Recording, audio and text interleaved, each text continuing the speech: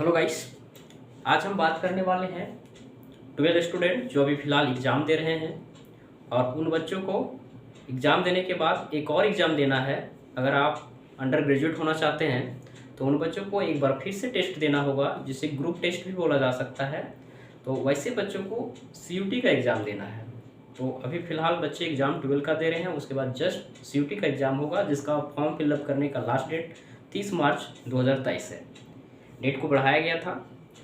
अब बात करेंगे हम लोग कि CUT है क्या। तो CUT common university eligibility test है, या फिर उसको बोल सकते हैं कॉमन यूनिवर्सिटी इंट्रेंस टेस्ट, या फिर सेंट्रल यूनिवर्सिटी इंट्रेंस टेस्ट होता था। पहले सेंट्रल यूनिवर्सिटी में एग्जाम लिया जाता था। अब है सो ये एग्जाम सभी कॉमन रूप से समान रूप से सभी यूनिवर्सिटी का किए हैं, अब टेस्ट लेना शुरू किए हैं।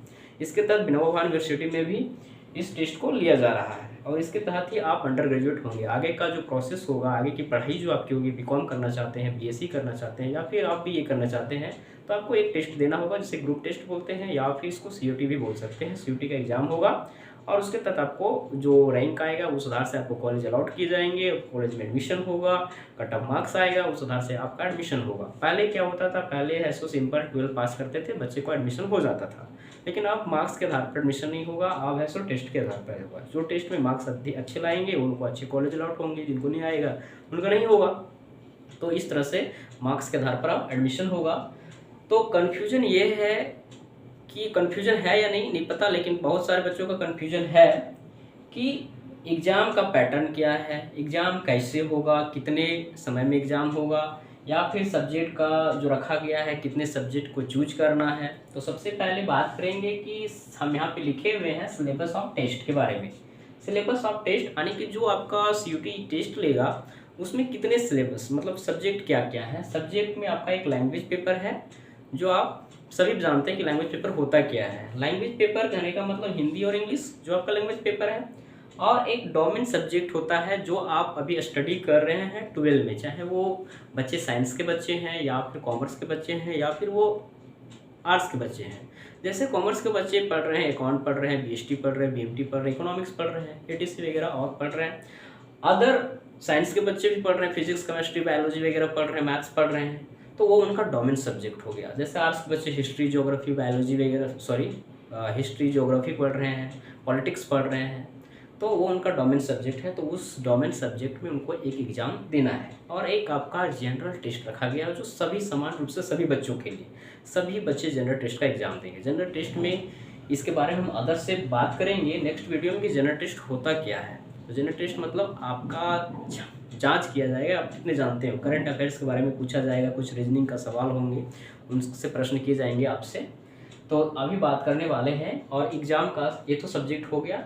लैंग्वेज पेपर में देखिए यहाँ पे हम लिखे हुए हैं कि 13 और 20 लैंग्वेज पेपर है। डोमेन सब्जेक्ट में 27 डोमेन सब्जेक्ट रखा गया है, आपको उसमें चूज करना है। अब यहाँ पे आप मैक्सिमम 10 सब्जेक्ट चूज कर सकते हैं और मिनिमम 3 सब्जेक्ट। आपके पास 3 ऑप्शन है कि आप किस में एग्ज़ाम देना चाहते हैं। 3 सब्जेक्ट में एग्ज़ाम देना चाहते हैं, 7 सब्जेक्ट का एग्ज़ाम देना चाहते हैं, या आप 10 सब्जेक्ट का एग्ज़ाम देना चाहते हैं।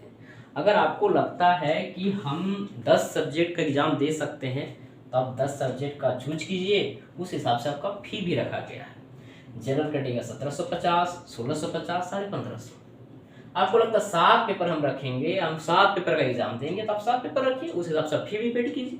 आपको लगता नहीं हमको 3 ही पेपर का एग्ज़ाम देना है, तो आप 3 पेपर रखिए और उस हिसाब से आप एग्ज़ाम दीजिए। और इसी सब्जेक्ट के आधार पर शेड्यूल भी रखा गया है एग्ज़ाम का कि आपका एग्ज़ाम कैसे होगा।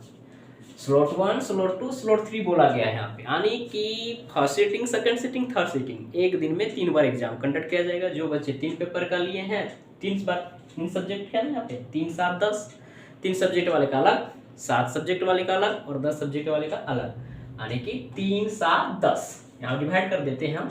यह 3 सब्जेक्ट वाला फर्स्ट टाइम में होगा, उसके बाद 7 सब्जेक्ट लेने वाले का होगा, फिर 10 सब्जेक्ट लेने के वाले का होगा, यानी कि एक दिन में सारे टेस्ट हो जाएंगे तीनों पेपर का, लैंग्वेज पेपर, डोमेन पेपर और टेस्ट पेपर। अब यहाँ बात करते हैं कि लैंग्वेज पेपर में कितने मार्क्स लाने हैं, यानी कितना क्वेश्चन सॉल्व करना है। 50 में 40 यहाँ पे पैराग्राफ वगैरह रहेंगे। उसके बाद डोमेन सब्जेक्ट में 35-40 किसमें, 45-50 में, यानी कि 45-50 क्वेश्चन में आपको 35 से 40 क्वेश्चन सॉल्व करने के लिए रहेंगे। उसके बाद जनरल पेपर में आपका 60 क्वेश्चन में 50 क्वेश्चन सॉल्व करने के लिए आएंगे। तो इस आधार पर आपका एग्जाम हो रहा है। आप अपने पढ़ाई का लेवल देखते हुए इन सब्जेक्ट को चूज करेंगे। ऐसा नहीं कि हम 10 सब्जेक्ट चूज कर लिए हैं और पढ़ नहीं पा रहे हैं और हम फेल हो गए। तो आप लोग जिनको लगता है कि हम 3 ही सब्जेक्ट का एग्जाम देंगे, वो 3 ही पेपर रखेंगे। 3 पेपर रखना कैसे है, एक लैंग्वेज पेपर, एक डोमेन पेपर, एक टेस्ट पेपर। उसी प्रकार 7 पेपर रखने वाले हैं, तो 7 पेपर लैंग्वेज पेपर, यहाँ से आप चूज कर लीजिए 5 डोमेन पेपर और एक तो जनरल पेपर रहेगा ही। जनरल पेपर आपका रहेगा ही रहेगा, बाकी बात यहाँ से चूज करना। आप एक लैंग्वेज पेपर चूज कीजिए और बाकी बात सभी डोमेन पेपर होंगे, और बाकी बात एक तो रहेगा ही सभी के लिए फिक्स है।